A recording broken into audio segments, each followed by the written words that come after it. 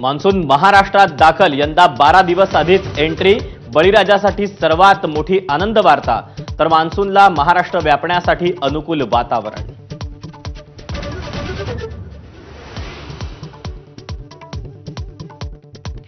Monsoon पोहोचण्याआधीच पावसाची जोरदार batting, साताऱ्यातले बंधारे ओव्हरफ्लो, अनेक जिल्ह्यात धबधबे प्रवाहित, नद्यांची पातळीही वाढली।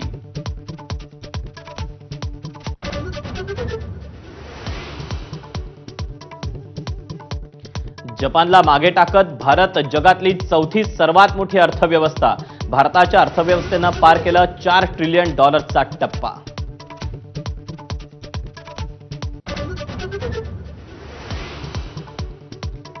भारताच्या दृष्टीनं चीनच प्राथमिक शत्रू। पाकिस्तानकडे सुरक्षेची दुय्यम समस्या म्हणून पाहतो भारत। अमेरिकेच्या डिफेन्स इंटेलिजन्स एजन्सीच्या अहवालात महत्त्वाचं निरीक्षण।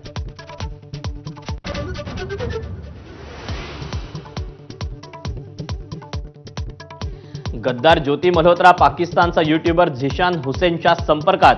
ज्योती आणि झिशानकडे पाकची सकारात्मक प्रतिमा तयार करण्याची जबाबदारी। ज्योतीच्या मोबाईलमधून तपास संस्थांना मिळाली माहिती।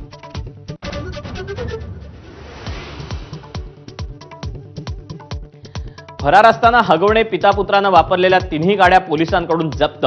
राष्ट्रवादीचे पदाधिकारी आणि नातेवाईकांची वाहनं वापरल्याचं उघड।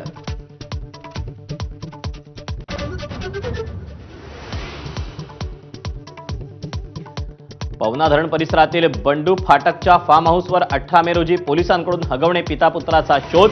पोलीस रिकाम्या हाती माघारी, मात्र 23 तारखेला याच फार्म हाऊसमधून आरोपींना अटक।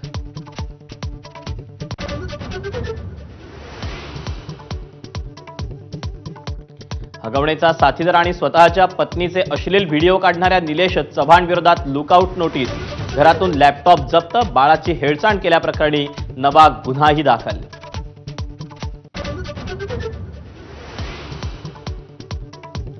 वाल्मिक कराडला तुरुंगात व्हीआयपी ट्रीटमेंट। निलंबित पोलीस अधिकारी रणजित कासलेचा व्हिडिओसह आरोप। कारागृहाच्या कॅन्टीनमधून 25,000ची खरेदी केल्याचा दावा।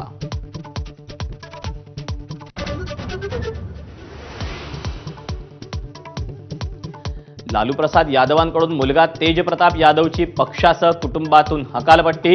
बेजबाबदार वर्तन करत असल्याचा ठपका ठेवत मुलाला दाखवला बाहेरचा रस्ता।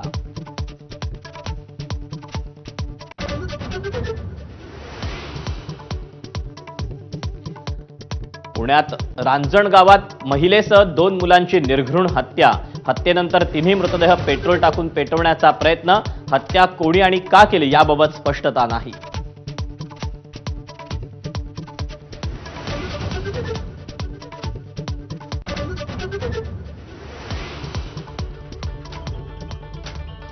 नमस्कार, मी दीपक पळसुले। महाराष्ट्र लाईव्ह मध्ये आपल्या सगळ्यांचं स्वागत। दिवसभरातल्या सगळ्या महत्त्वाच्या घडामोडी